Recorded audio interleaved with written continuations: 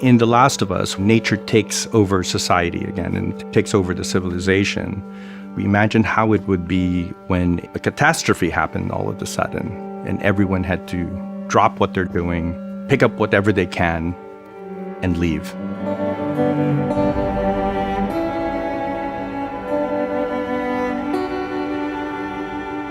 With the game, because immersion is such a big component of it, everything is seen either through Joel's perspective or Ellie's perspective, and that's it.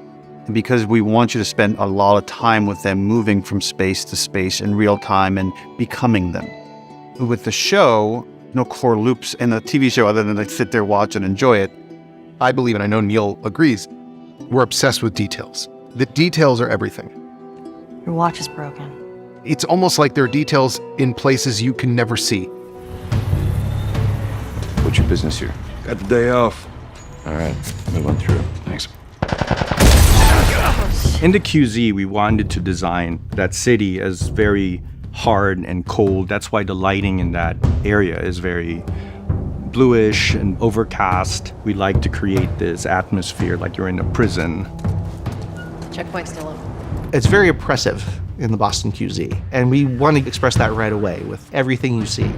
You see men with guns, you see fences up everywhere, keeping you from walking anywhere other than where the government wants you to be. You won't see a lot of trees in the QZs, you won't see a lot of grass. Everything is very sterile, everything is man-made. You can see the misery of what's happening and how society is very desperate and frustrated. I think in a really harsh way, he's figured out how to survive. Smuggling contraband, carrying out deeds. Let's go wrap this up.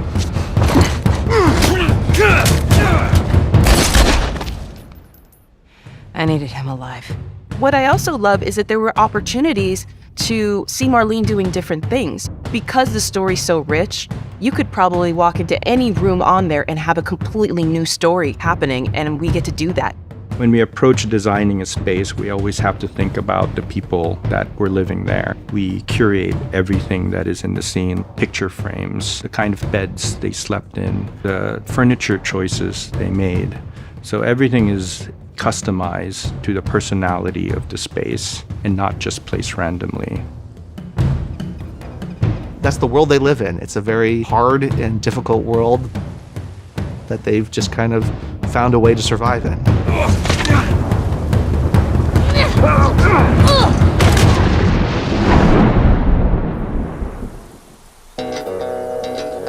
In Billstown, you have a small town that is run by Bill. Don't touch! He lets nature take its course.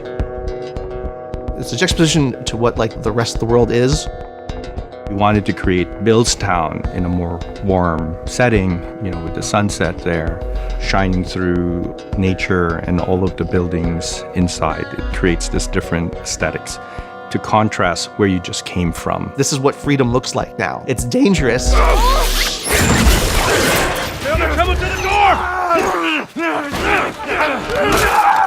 But it's also it has this beauty to it, where the world has just kind of come back and overtaken it.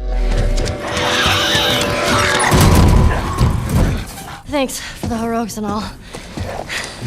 You go to this interesting place that is a environmental change from the QZ that you're in. It's a small Massachusetts town. You meet a guy who's funny and cranky and weird. That girl nearly got us killed. She did hold her own back there. As reluctant as Joel may be, there are real relationships in place. These are the only human relationships that he has, as much as he may not express his feelings towards those relationships. They mean everything to him. I can see without having any sort of knowledge of who she is that her biggest fear is ending up alone. In the same way that Joel is the fear of the pain of losing that and becoming reliant on their constant presence for the fear of that one day it's just going to stop.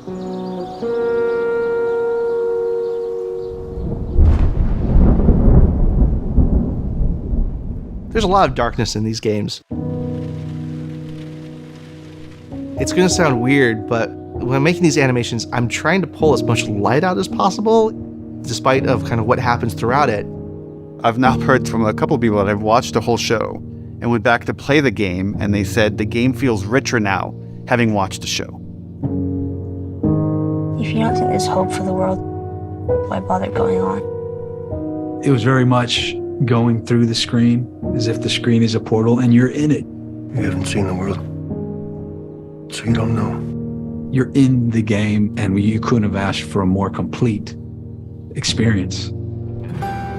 I still think that there's kind of a glimmer of hope in this game. I think there's a glimmer of hope in every animation that we make. Ellie exploring the world, that's not a dark thing. It's a lighter way of seeing a very dark world.